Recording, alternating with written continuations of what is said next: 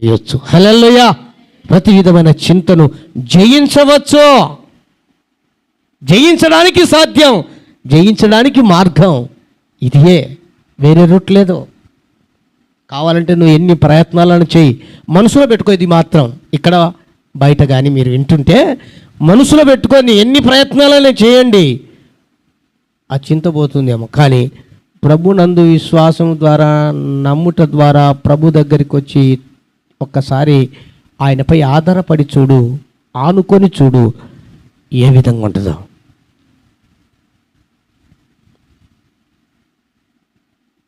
జ్ఞాపకం చేస్తున్నాను. ఇది రూటు. ఇంకొక రూటు, అది దేవునిలోనే మరొక కోణంలో మరొక రూటు. పరిశుద్ధ గ్రంథంలో నుంచి తీయండి. ఫిలిప్పీలకు రాసినటువంటి పత్రిక, ఫిలిప్పీలకు రాసినటువంటి పత్రిక 4వ అధ్యాయం 6వ వాక్యం. దేనిని గూర్చి చింతింపకుడి కానీ ప్రతి విషయములోనూ ప్రార్థన విజ్ఞాపనముల చేత కృతజ్ఞతాపూర్వకముగా మీ విన్నపములు దేవునికి తెలియచేయండి.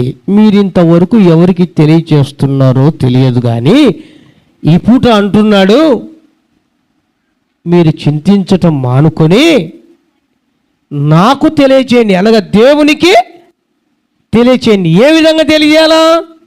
దేవునికి ఏ విధంగా తెలియజేస్తామండి? ఫోన్ చేయటం ద్వారా. దేవునికి ఫోన్ చేయండి. దేవునికి ఫోన్ చేయండి. ఇర్మియా 333 ఆయన నంబర్. ఫోన్ కొట్టండి. ఒక రింగ్కి ఆయన నీ ఫోన్ లిఫ్ట్ చేస్తాడు. మీరు చేతిలో సెల్ ఫోన్లు పెట్టుకుని ఎవరెవరికో ఫోన్ చేస్తున్నారు, ఏమేమో నొక్కుతున్నారు. ఎన్నెన్నో యూట్యూబుల్లో, ఇన్స్టాగ్రాముల్లో, ఫేస్బుక్లో, వాట్సాప్ల్లో ఏమేమో వెతుకుతున్నారు, ఎక్కడెక్కడో వెతుకుతున్నారు, ఏమేమో వింటున్నారు, ఎవరికెవరికో ఫోన్ చేస్తున్నారు. మీ సమస్యలు, మీ బాధ, మీ గాథ, మీ అన్నీ చెప్పుకుంటున్నారు, అన్నీ తెలియజేస్తున్నారు, మెసేజ్లు పెడుతున్నారు. నథింగ్, ప్రయోజనం ఏముండదు. 333 డైల్ చేయి, అంతే, డైరెక్ట్గా దేవునికే అవుతుంది కాలం. దేవునికి స్తోత్రం. హల్లెలూయా, హల్లెలూయా. ఆపత్కాలములో నీవు నన్ను గూర్చి మొరపెట్టు, నేను నీకు. ఇర్మియా గ్రంథం 33వ అధ్యాయం 3వ వచనం. ఈ ఫోన్ నంబర్ గుర్తుపెట్టుకోండి. ఎలాగ చేస్తాం? ఈ నంబర్ ద్వారా. నంబర్ ఇచ్చినాక ఇప్పటి నుంచైనా చేయండి. దేవునికి స్తోత్రం. హల్లెలూయా. ఏమండి, ఎలా చేయాలి? ఈ నంబర్ ద్వారా ఏం చేయాలి? చెప్పాలి కదా, దేవా నా పరిస్థితి ఇది, నాయన నా ఆధ్యాత్మిక స్థితి ఇది, నా శరీర పరిస్థితి, నా ఆరోగ్య పరిస్థితి ఇది,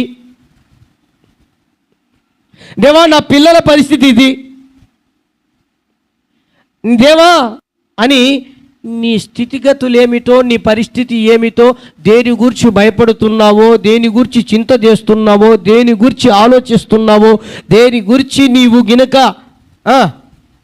యోచిస్తున్నావో, ఆ మాటలు దేవునికి తెలియజేయండి. ఎట్లా? ప్రార్థనాపూర్వకంగా, విజ్ఞాపనపూర్వకంగా, యాచనపూర్వకంగా, కృతజ్ఞతాపూర్వకంగా ప్రభుకు ప్రార్థన చేయండి. ప్రార్థన చేయటం ద్వారా అంటే ప్రార్థన చేయటం అంటే ఏమని అర్థం? దేవునికి చెప్పుకోవటమేక, అంతే కదండి. ప్రార్థన అంటే చెప్పాలి, దేవునితో మనం మాట్లాడడం ప్రార్థన.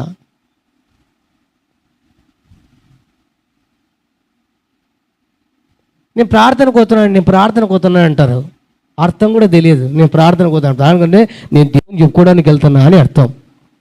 నా పరిస్థితి, నా స్థితిగతులు, నా జీవితం గురించి, నా పిల్లల గురించి, నా కుటుంబం గురించి నా దేవునికి చెప్పుకోవడానికి వెళ్తున్నా. ప్రార్థన.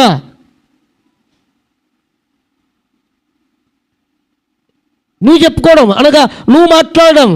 నీ కన్న తండ్రి అయినటువంటి పరలోకపు తండ్రి అయినటువంటి దేవునికి నువ్వు మాట్లాడుకోవడం. మరి దేవుడు మాట్లాడడం అంటే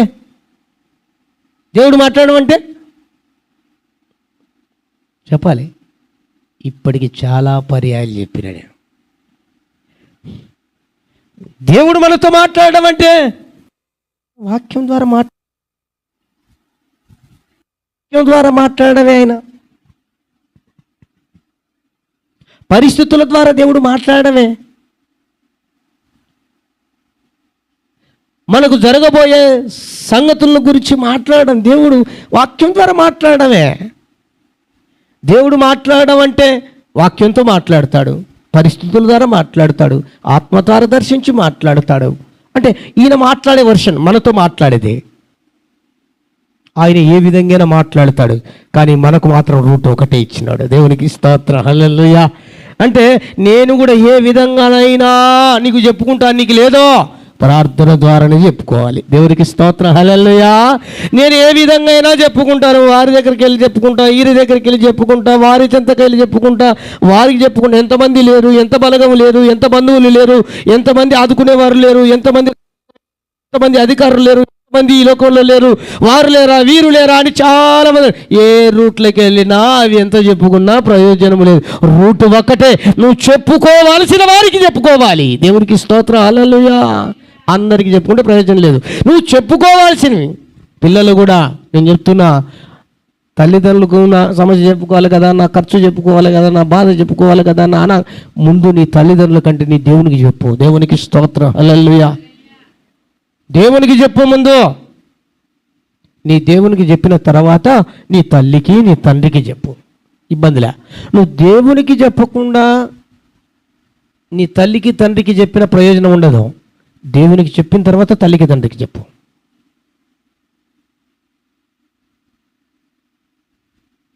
పిల్లలకు తల్లిదండ్రులు కూడా అలానే నేర్పించాలి. నిన్ను అడిగినారనుకో, దేవుని అడిగినావమ్మా, బాబు నాయన దేవుని అడిగినావా అని నువ్వు అడుగు. పిల్లలను అడిగినాను అని అనుకో, సరే దేవుడు చూసుకుంటాడు, దేవుడు ఇస్తాడు, నీకు సాయం చేస్తాడు. అది ఎలాగ చేస్తాడో నీకు తెలియదు, అడిగిన పాపకో బాబుకో తెలియదు, కార్యం జరిగిస్తాడు. హల్లెలూయా, హల్లెలూయా. ఒకవేళ నేను దేవుణ్ణి అడగలేదనుకో, నువ్వు దేవుణ్ణి అడిగొచ్చి నన్ను అడుగు. ఒక తల్లిగా తండ్రిగా నువ్వు చెప్పు.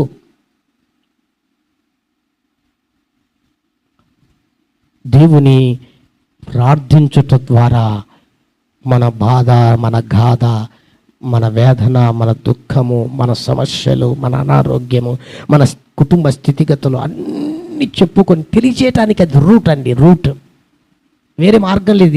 ఇదే రూటు.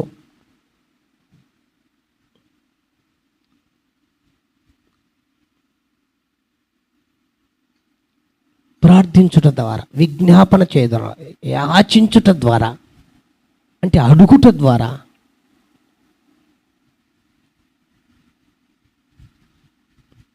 ఇంకొక మాట చెప్పాలంటే అడుక్కుండుట ద్వారా.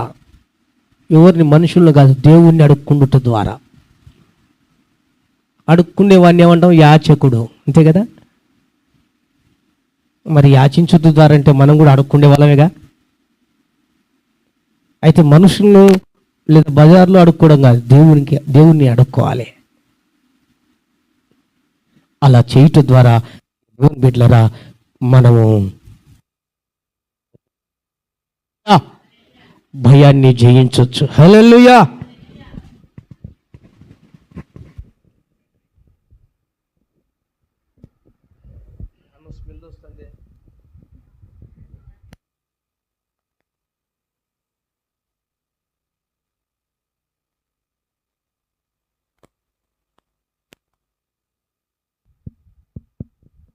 దేవునికి స్తోత్రం, హల్లెలూయా. ప్రియా దేవుని బిడ్డలారా జ్ఞాపకం చేసుకుందాం.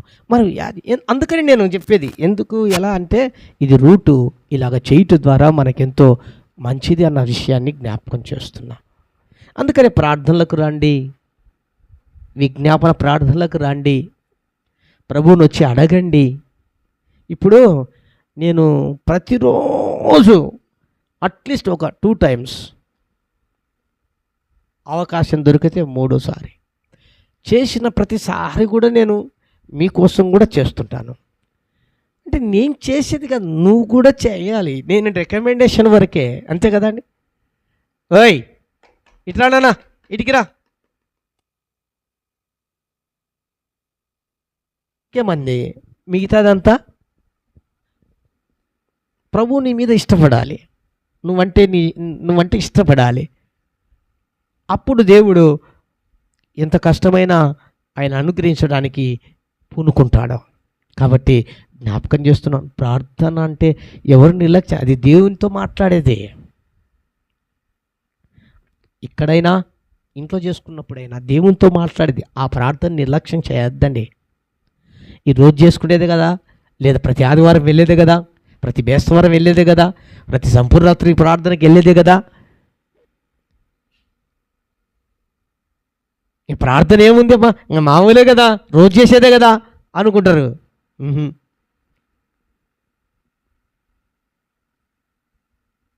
దేవుని అడగడం, దేవుని యాచించటం, దేవునికి విజ్ఞాపన చేయటం,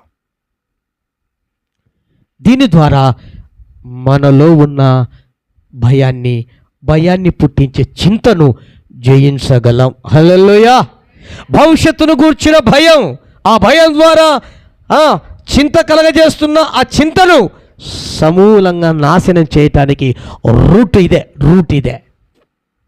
కనుక ఇది చూడండి. మరొక రూటు ఆధ్యాత్మికంగా చెప్తున్నాను, పరిశుద్ధ గ్రంథముల నుంచి తీయండి బైబిల్.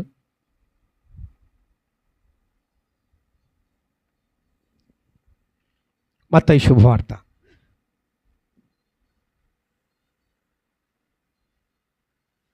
30 నుంచి 34 వచ్చే వరకు. నేడుండి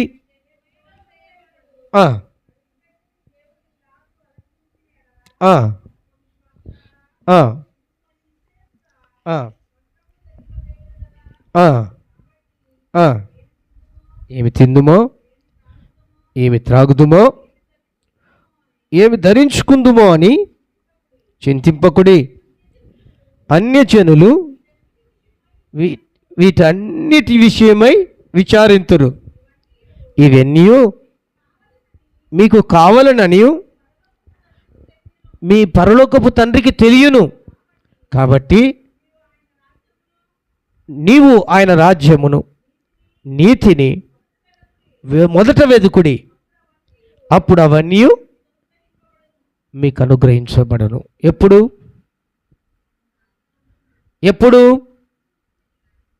అప్పుడు అనే చోట వ్రాయబడినటువంటి మాటను జ్ఞాపకం చేసుకోండి. ఎప్పుడు అంటే అప్పుడు అన్న సంగతి కింద రాయబడిందే, ఆ పక్కన రాయబడింది, ఆ మాటను జ్ఞాపకం చేసుకోనండి.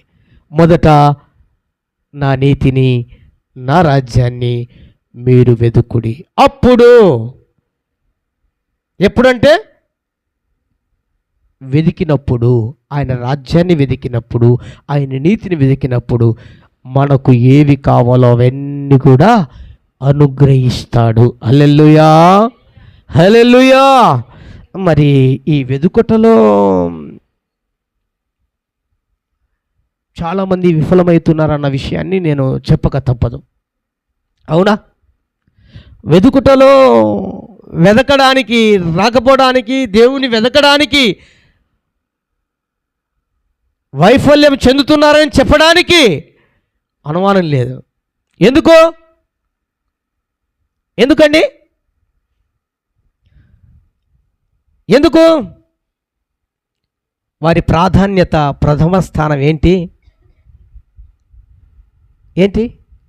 వండుకోవాలా, తినాలా, పండుకోవాలా, తెల్లారితే పనికోవాలా. ఇది ప్రథమ స్థానం, మొదటి ప్రాధాన్యత.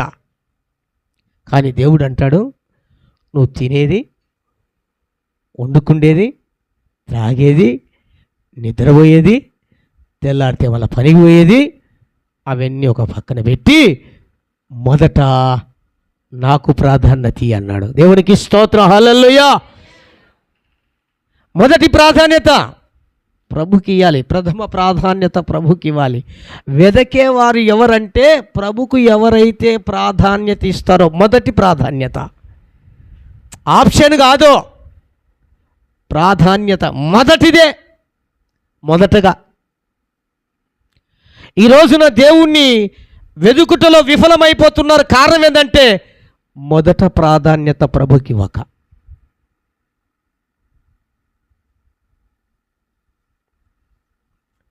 మీరే చెప్పండి. ఇంటికి, ఒంటికి, భార్యకు, భర్తకు, పిల్లలకు,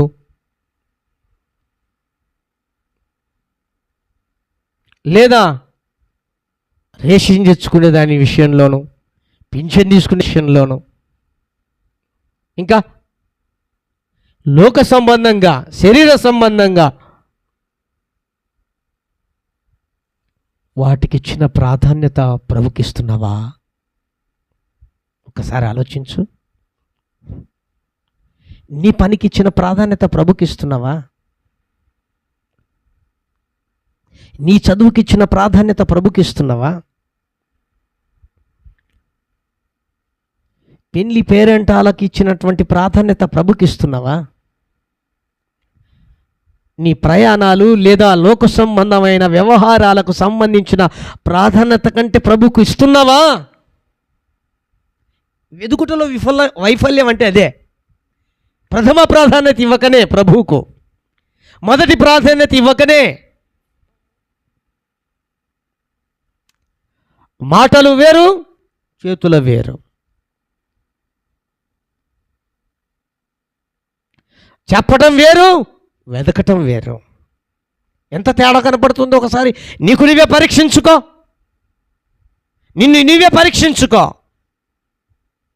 చెప్పే వరకేనా, వినే వరకేనా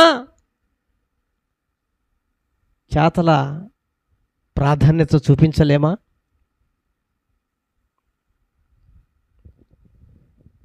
నా ప్రియ దేవుని బిడ్డ, నేను అంటున్న ఒక మాట మీరు ఏమనుకోద్దు. మనము దేనికైతే ప్రాధాన్యత ప్రభువుని పక్కన పెట్టి ఇస్తున్నామో దానిని నీ నుండి దూరం చేసాడే అనుకో, నీ స్థితి ఏంటో ఒకసారి నువ్వు ఆలోచించు. అర్థమవుతుంది నేను చెప్పి అది. నేను ఇది అదే చెప్పాను, కానీ నువ్వు ప్రభును పక్కన పెట్టి, దేవుణ్ణి పక్కన పెట్టి, దేవుని సన్నిధిని పక్కన పెట్టి, దేవుని రాజ్యాన్ని, నీతిని పక్కన పెట్టి దేనికి ప్రాధాన్యతనిస్తున్నావో దానిని నీ దగ్గర నుంచి పక్కకు తీసేస్తే నీ పరిస్థితి ఏంటి? మన పరిస్థితి ఏంటి?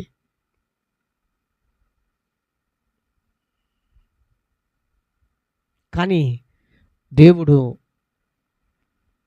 అలా చెయ్యక ఈ క్షణం వరకు చూస్తున్నాడు, ఎదురు చూస్తున్నాడు, నీలో ఆశిస్తున్నాడు. ఇప్పుడైనా నా కుమార్తె నాకు ప్రాధాన్యత ఇస్తుందేమో, ఇప్పుడైనా నా కుమారుడు నాకు ప్రాధాన్యత ఇస్తాడేమో, ఇప్పుడైనా నన్ను మొదట ఉంచుతారేమో, ఇప్పుడైనా మొదటగా నన్ను వెతుకుతారేమో, ఇప్పుడైనా నా సన్నిధికి మొదటగా వస్తారేమో, ఇప్పుడైనా అని పోయిన కాలమంతా కూడా ఎదురు చూస్తూనే వచ్చాడు. ఎదురు చూస్తూ చూస్తూ చూస్తూ నీలో ఆశించి ఆశించి ఆయన ఇప్పుడు మరల పలికిస్తున్నాడు నా నోట నుండే. దేవునికి ప్రథమ స్థానం ఇవ్వ.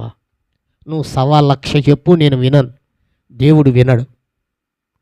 దేవునికి ప్రథమ ప్రాధాన్యత ఇచ్చి తీరాలి దేవుని వెదికేవారు.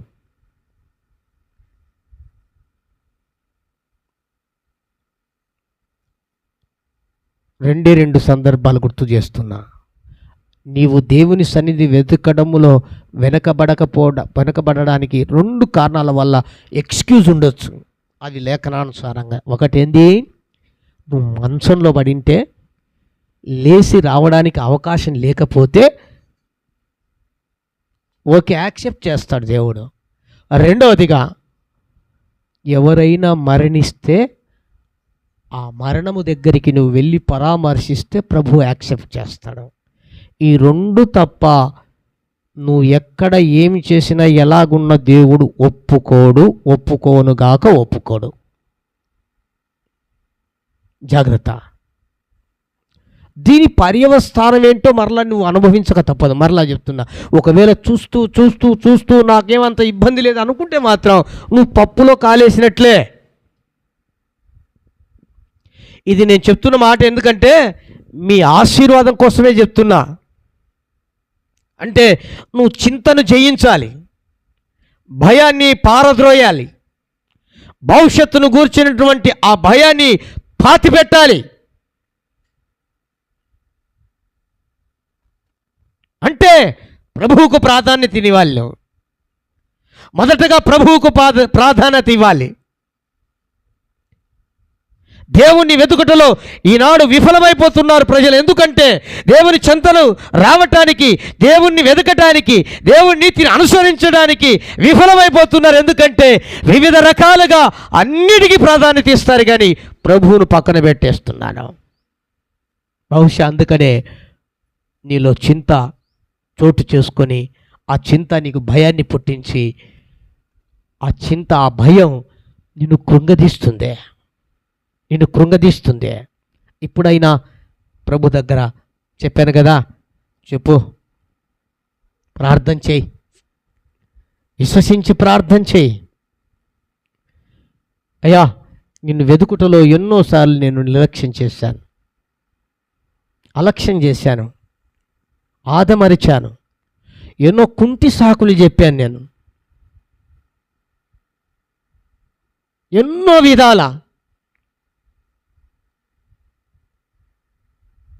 ఎన్నో రకాలుగా కుంటి సాకులు చెప్పి తప్పించుకున్నాను, నీ సన్నిధిలో కనబడలేకపోయాను. ఇక మీదట నీవే నా ప్రథమ ప్రాధాన్యత. దేవునికి స్తోత్రం, హల్లెలూయా. ఇంకొక మాట చెప్పనా, మన ప్రాణం కంటే ప్రభువే ప్రాధాన్యతనివ్వాలి. అలా ఇచ్చిన వారి విషయాలలో దేవుడు అక్కడికక్కడే మహత్కార్యాలు, సూచక క్రియలు చేశాడు దేవుడు. హల్లెలూయా.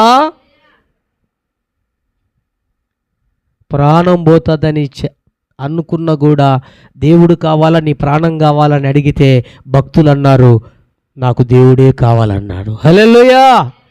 అందులో దానియేలు, అందులో షడ్రక్ మెషక్ అబేద్నెగోలు, అందులో పౌలు గారు, అందులో పేతురు భక్తుడు, అందులో దావీదు గారు, ఇలా చెప్పుకుంటూ వెళ్తే పరిశుద్ధ గ్రంథములో ఎందరో తన భక్తులు ఉన్నారు.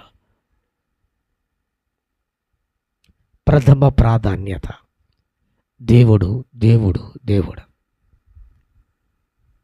దేవుని పని. నా ప్రియ దేవుని బిడ్డలారా, జ్ఞాపకం చేసుకుందాం. నా బాధ ఏంటంటే మనము రేషన్ తెచ్చుకోవడానికి వెళ్ళకూడదని కాదు, సమయానికి పింఛన్ తీసుకోకూడదని కాదు, లేదా ఏదైనా ఓటర్ కార్డు నమోదు చేసుకోవడం అని కాదు, లేకపోతే పనికి వెళ్ళకూడదని కాదు, లేదా డ్యూటీ చేసుకోవద్దని కాదు, చదువుకోకూడదని కాదు, ఇంకొకటి వగేరా వగేరా, పెళ్ళిళ్ళకు వెళ్ళొద్దని కాదు, పేరెంటాలకు వెళ్ళొద్దని కాదు, ప్రయాణాలు చేయకూడదని కాదు నాకు చెప్పేది. కానీ దేవుని మొదట ఉంచక అవన్నీ చేస్తున్నావు. అక్కడే కదా మనకు రావాల్సిన ఆశీర్వాదాలు ఆగిపోతున్నది. అవి చేసుకోవద్దల్లా, దేవునికి మొదట ప్రాధాన్యత ఇవ్వు. ఇంకొక దరిద్రమైనటువంటి స్థితి ఏంటో తెలుసా క్రైస్తవులకు? ఈ మాట చెప్తే కానుకల కోసమే అనుకుంటారు. నేను కానుకలు అపేక్షించి మాట్లాడట్లే. అది మీరు ఇచ్చినా ఇవ్వకపోయినా, చేసినా చేయకపోయినా నేను అస్సలు ఒక ఇంచు కూడా బాధపడను. ఈ మాట ఎప్పుడు చెప్తూనే ఉంటా. బట్ అయితే పని చేస్తూ వస్తానే, వారానికి లేదా నెల జీతం సంపాదించుకొస్తానే, ఏం చేస్తాం? వారానికైనా నెలకైనా పాల bill, current bill, phone bill, పిల్లల ఫీజుల బిల్లు, ఇంకా పెట్రోల్ బిల్లు, ఛార్జీల బిల్లు, పిల్లల ప్యాకెట్ మనీ, ఇంకా అమ్మా అని మన ప్యాకెట్ మనీ అన్నీ, ఇవన్నీ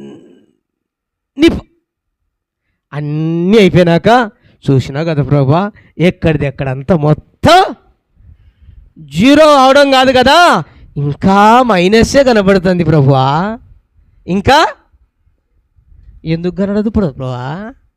మైనస్ ఎందుకు కనబడదు ప్రభువా? కనబడుతుంది ప్రభువా.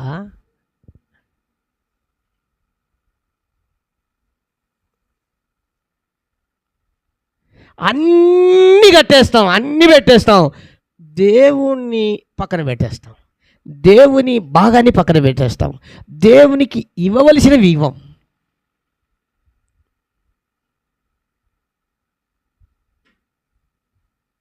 నా ప్రియ దేవుని బిడ్డ, దేవునికి ప్రథమ స్థానం ఇవ్వటం అంటే ఏంటి? ఇవే. ఇది నేను కానుకల కోసం చెప్పట్లా. మీరు ఇచ్చినా ఇవ్వకపోయినా నా పని దేవుడు నాకు అప్పగించింది నేను చేసుకొని పోవడంలో ఆగిపోయే ప్రసక్తే లేదు. అందులో అనుమానమే లేదు. మీకు అనుమానం వద్దు, నాకు అనుమానం వద్దు. కానీ నేను ఆశీర్వదించబడుతున్నా, నేను నా కుటుంబం దీవించబడుతున్నా. నెలకు కావచ్చు, సంవత్సరానికి కావచ్చు, నేను ఏ విధంగా దీవించబడుతున్నానో ఆ సంగతులే మీకు తెలియజేస్తున్నా అంతే.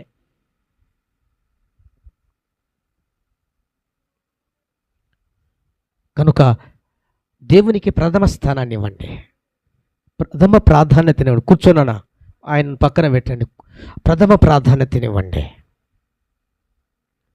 దేవుడు తప్పక నీ చింత యావత్తును ఆయన తీసేస్తాడు. హల్లెలూయా, హల్లెలూయా, హల్లెలూయా. అందుకనే బైబిల్లో రాయబడిన మాట చకచక చదవండి. పరిశుద్ధ గ్రంథంలో నుంచి మార్కు సువార్త 13వ అధ్యాయం 11వ వచనం. మార్కు సువార్త. ఊరికే కూర్చో ఉండి ఇంకా కూర్చున్నాడు కదా అబ్బాయి ప్రశాంతంగా. అబ్బాయి అక్క 13:11 అక్క. వారు మిమ్మల్ని అప్పగించుటకు కొనిపోవునప్పుడు మీరు ఏమి చెప్పుదుమా అని ముందుగా చింతించకూడదు. ఈ విషయాన్ని అక్కడ ఉన్నటువంటి తన శిష్యులతోనూ ప్రజాంగానికి కూడా దేవుడు చెప్పాడు. ముందుగానే మిమ్మల్ని తీసుకొని పోతున్నారు, పట్టుకొని పోతున్నారు, మిమ్మల్ని ఏదో మాట్లాడుతున్నారు, మిమ్మల్ని ఏదో సభకు అప్పగిస్తున్నారని మీరు అనుకొని మీరు బాగా ఆగమాగమ కావద్దండి, మీరు భయపడకండి, చింతించకండి. ఎప్పుడు ఏమి చెప్పవలసి ఉన్నదో అది దేవుడు నీ నోట్లో నుంచి చెప్పిస్తాడు అన్నాడు. హల్లెలూయా, హల్లెలూయా. మరొక మాట లూకా శుభవార్త 12వ అధ్యాయం 22వ వచనం చదువుదామండి. చకచక. లూకా శుభవార్త 12:22 వచనం. అంతటా ఆయన శిష్యులతో ఇట్లా, నేను ఈ హేతువు చేతున మీరు ఏమి తిందుమో అని మీ ప్రాణమును గూర్చైనను, ఏమి ధరించుకొందుమో అని మీ దేహమును గూర్చైనను చింతింపకుడి. ఆహారము కంటే ప్రాణమును, వస్త్రము కంటే దేహమును గొప్పవి కావా? ఆలోచించండి. అర్థమైందా ఈ మాట? ఏమంటున్నాడు? తన శిష్యులతోనూ తన బిడ్డలతోనూ మాట్లాడుతున్న మాట. మీరు తిండి గురించి ఆలోచన చేస్తున్నారు, కానీ నీలో ఉన్న ప్రాణం గురించి ఏం ఆలోచించట్లేదే. అది గొప్పది కాదా తిండి కంటే అన్నాడు. మీరు కట్టుకునే వస్త్రాల గురించి ఆలోచన చేస్తున్నారు, కానీ ఈ వస్త్రాల కింద కప్పబడిన ఈ దేహాన్ని గురించి ఎప్పుడైనా ఆలోచించారా? అది గొప్పది కదా అంటా ఉన్నాడు. మరి మీరు ఈ చింత ఎట్లా చేస్తున్నారో మీరే ఆలోచించండి.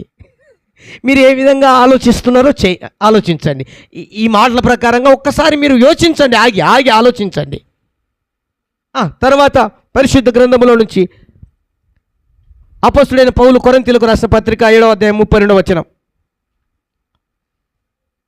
అపోస్తులైన పౌలు కొరింథీయులకు రాసిన పత్రిక, మొదటి పత్రిక 7వ అధ్యాయం 32వ వచనం. అమ్మా, మీరు చింతలేని వారై ఉండవలనని కోరుచుని. ఎవరు కోరుకుంటారంటే? దేవుడు కోరుకుంటాడంట. మీరు చింతలేని వారై ఉండవలనని దేవుడు కోరుకుంటున్నాడు. పెళ్లి కానివాడు ప్రభువుని ఎలాగూ సంతోషపెట్టగలనని ప్రభు విషయమైన కార్యములను గూర్చి చింతించ. అర్థమైంది ఈ మాట? అర్థమైందని? పెళ్ళి కానివాడు, పెళ్ళైనడు ఏం చెప్తాడంట? పెళ్ళైనడు భార్య గురించి, పిల్లల గురించి, కుటుంబం గురించి, వాళ్ళకి ఏం తెచ్చి పెట్టాలి, వాళ్ళకి ఏమి రకంగా చూసుకోవాలి, వాళ్ళని ఏమి సమకూర్చాలి, ఎల్ఐసి పాలసీలు చేస్తామా, లేకపోతే ప్రమాద బీమా చేస్తామా, లేకపోతే ఫిక్స్డ్ డిపాజిట్లు చేస్తామా, లేకపోతే ఎన్ని ఇళ్ళు కడదాం, ఎన్ని స్థలాలు కొందాం, లేకపోతే ఏ కారు కొందాం, ఏ బైకులు తీసుకుందాం. వాళ్ళకి ఎవరు ఇది చేసేది? పెళ్ళైన వాళ్ళు చేసేది. కానీ పెళ్ళి కానివాడు ఏం చేస్తాడంట? బైబిల్లో రాయబడమాట, దేవుణ్ణి ఎలాగో గణపరచాలనో సంతోష పెట్టాలనో ఆలోచన చేస్తాడంట. ఎందుకని? మనకి ఈ పరిస్థితి అంతా ఆ చింత లేదు.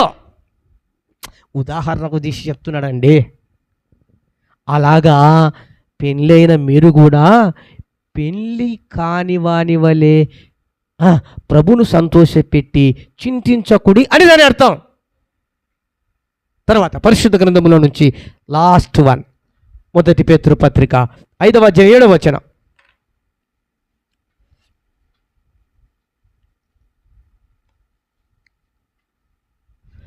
మొదటి పేతురు పత్రిక 5వ అధ్యాయం 7వ వచనం. ఆయన మిమ్మల్ని గుర్చి, అమ్మో, ఎవరంట? దేవుడు మనల్ని గుర్చి చింతించుచున్నాడు. ఈ విషయం తెలుసా? ఎంతమంది తెలుసండి? మనం ఏం చింతిస్తున్నాం? వీటన్ని గురించి, ఏమి తిందామా, ఏమి తాగుదామా, ఏమి ధరించుకుందామా, ఇప్పుడు లేచినప్పటి నుంచి పడుకునేంత వరకు ఏమి చేద్దామా, ఎవరిని ముంచుదామా, ఎవరిని తేల్చుదామా, ఎవరి కొంపలను కాల్చుదామా, ఎవరికి కొట్లాటలు పెట్టి సంతోషించుదామా, ఎవరి నోటికాడు కూడు తీసేద్దామా, ఎవరి నెత్తి మీద టోపీ పెడదామా? ఏమండి? కానీ దేవుడు ఏం చేస్తున్నాడంట? మనల్ని గూర్చి చింతిస్తున్నాడంట. మనల్ని గూర్చి. అయ్యో, ఎప్పుడైనా ఆలోచన చేసావా? నిన్ను గురించి, నీ కుటుంబం గురించి దేవుడు చింతిస్తాడనే ఆలోచన నీకు ఎప్పుడైనా వచ్చిందా? రాకపోతే ఇప్పుడు ఈ మాట మర్చిపోకండి. దేవునికి స్తోత్రం. హల్లెలూయా, హల్లెలూయా. చదవక్క. మీ చింత యావత్తు ఆయన మీద. దేవునికి స్తోత్రం. అంటే దాని అర్థం ఏంటి? వేయడం అంటే ఇప్పుడు నీ మీద ఉందని నువ్వు మోస్తున్నావు భారం, చింత అనే భారం. తద్వారా భయం అనే దాన్ని గుండెల్లో పెట్టుకుని బిక్కి బిక్కి మీద రోజు చచ్చిపోతున్నావు, భారంతో బరువుతున్నావు. ఈ భారం, ఈ బరువు, ఈ చింత, ఈ భయాన్ని ఎక్కడేమంటున్నాడు? దేవుని మీద ఏమంటున్నాడు? హల్లెలూయా. దేవుని మీద వేయి. దేవుడు నిన్ను గూర్చి చింతిస్తున్నాడు. దేవుడు నీ కుటుంబాన్ని గురించి చింతిస్తున్నాడు. దేవుడు నీ ఆరోగ్యాన్ని గురించి చింతిస్తున్నాడు.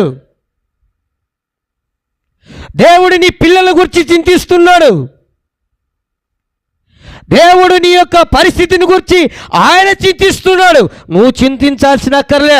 దేవుడు ఒకవేళ చింత ఉంటే ఆయన మీద వేయి. ఉంటే ఏంది? ప్రతి వారికి ఉంటుంది కదా. ఆయన మీద వేయండి, వేద్దాం.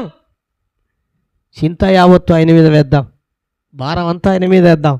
ఆయన మోసేవాడు ఉన్నాడు. ఆయన ఎంత బరువైనా భారమైనా. ఏమండి? ఎంతో పాప భారాన్నే మోసినోడు. ఆఫ్టర్ ఆల్ ఈ భారాలు ఎంత అండి? పాప భారమే చాలా అన్నిటికంటే భయంకరమైన బరువు, భారం. అలాంటి భారాన్నే మోసిన దేవుడు. ఆఫ్టర్ ఆల్ చిన్న చిన్న భారాలు ఇవన్నీ మనవి. ఈ బరువు, భారం ఆయన మీద వేద్దాం. ఆయన మీద వేస్తే మనం నెత్తి మీద మూట పెట్టుకొని పోతున్నామండి. పక్కనోడు ఏదో పాపం బండ్లో పోతూ అన్న ఎందుకు అంత బరువు మోస్తున్నావు? ఆ లగేజ్ అన్న నా బండ్లో పెట్టు, నేను తీసుకుని వెళ్తా అంటాడు. మోస్తున్న ఆ భారం బరువును తీసుకొని ఆ బైక్లో పెట్టి ఆడు తీసుకుని వెళ్తాడు. రేషన్కే పోతున్నావు, ఆ రేషన్ బియ్యం అనుకో. అప్పుడు ఏమైపోద్ది నీకు? ఎంతో ఎంతో తేలిక అండి. ఎంతో ప్రాణం తెప్పరిల్తుంది చూడండి. ఎంతో బరువును దించుకున్నట్లుగా ఉంటుంది చూడండి. చదువుకునే పిల్లలు కూడా జాగ్రత్త. మీ భారం దేవుని మీదే వేసి చదవండి. మీ భారం మీరు మోస్తూ మీరు మోయలేక తల్లిదండ్రుల మీద పెట్టి అలా చేస్తూ వెళ్తే వారు మోయలేరు, మీరు మోయలేరు. మీ భారం దేవుని మీద వేయండి, దేవుడు మోస్తాడు. మీకు ఎలాంటి చదువునియాలో, దానికి కావాల్సిన అవసరతలు ఏంటో, ఆ తర్వాత చదువుకు తగ్గ ఉద్యోగాలు ఏంటో, భవిష్యత్తు ఏమిటో ఆయన నిన్ను గురించి చింతిస్తున్నాడు. నువ్వు ఆయన గురించి చింతించాల్సిన అవసరం లేదు, నిన్ను గురించి నువ్వు చింతించుకోవాల్సిన అవసరం లేదు. ఆయన మీద భారమే. అందుకని ఆయన అన్నది, సమస్త జనులారా, భారం వహిస్తున్న ప్రజలారా నా యుద్ధకు రండి, నేను విశ్రాంతిని. అంటే భారం ఆయన మీద వేస్తే ఆయన మనకు విశ్రాంతిని ఇస్తాడండి. కనుక ఆయన మీద భారం మోపుదాం. ఆయన నిన్ను గురించి చింతిస్తున్నాడు. ఆ చింతను చేయిద్దాం, ఆ చింతను పాతి పెడదాం, ఆ భయాన్ని పారవలోద్దాం. అది ప్రభు సహాయంతోనే అవుతుంది. అట్టి కృప మనందరికీ, వెలుపట విన్నవారికి, లైవ్లో చూస్తున్న వారికి దేవుడు మెండుగా అనుగ్రహించునుగాక. ఆమేన్. మోకరించండి, ప్రార్థన చేసుకుందాం. చిన్న ప్రార్థన.